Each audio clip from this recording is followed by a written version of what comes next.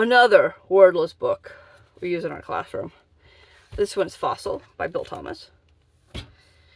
If you notice in a lot of these wordless books, I'm not going over the story a lot. It's an attempt to respect the copyright, because these books, despite not having a lot of words, are still copywritten. And I'm just explaining how I would teach it, not necessarily all the aspects of the story. We would talk about, well, where are they at? When we teach this in class, we talk about where they at.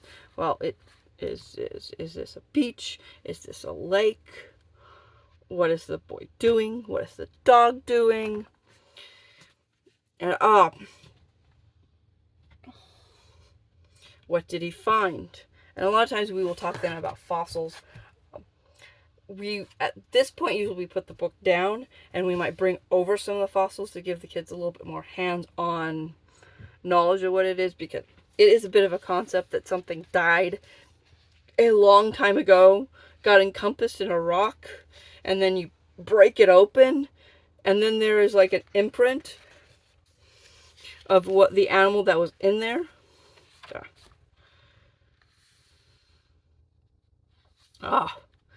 And then we talk about, well, what happened here? Oh, and we would talk about what type of fossil is this? Does it look like an animal? Does it look like a dinosaur? What does it look like? Does it look like, and we usually say, because it looks like a plant. What happened after the fossil broke open? This plant magically appeared in front of him. What, is the boy happy? Is the boy sad? Is the boy surprised? We'll talk about the boy's expression. We'll then talk about what the dog is doing. And what do we think the dog is digging up? And then we come a lot of, why did this boy decide to make this decision? Yes. I'm sure in most of your classrooms, we have a rule against purposely breaking things. And why would he choose to purposely break it?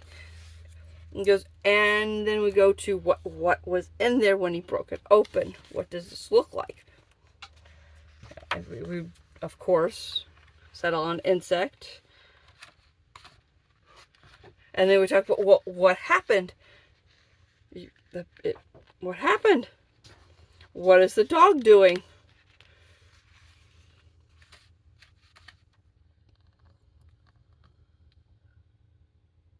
He's going to break another one.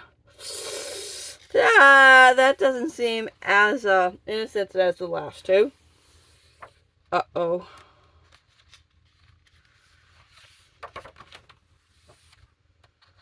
We would talk, would we be frightened?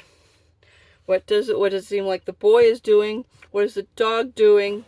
How do you think the dog feels? How do you think the boy feels? What do you think that large animal is doing? Uh-oh.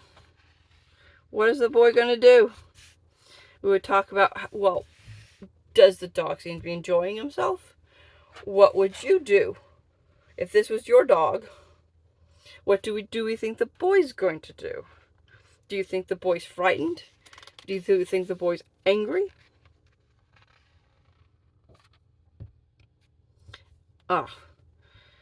And what happens? What did the boy do? And what was the consequence of the boy's actions? Well, it disappeared.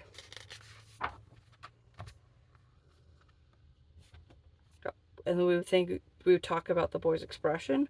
What does his face look like? What does it look like? What does it look like the boy's thinking about doing? What do we think the boy's going to do? We make at this page, we always stop. We make a prediction.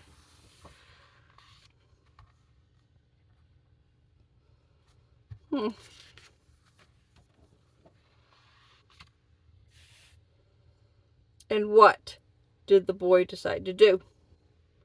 Why did the boy decide to do this? And all through these pages, we will be talking about what, what we think the story is. We might write down what words go along with the pictures and have the children write the story for it.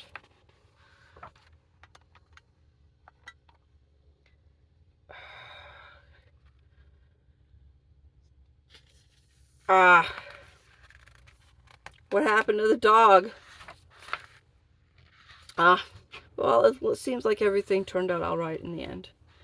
Thank you for watching this. I hope it helps you in your classroom. And I obviously have to change my battery.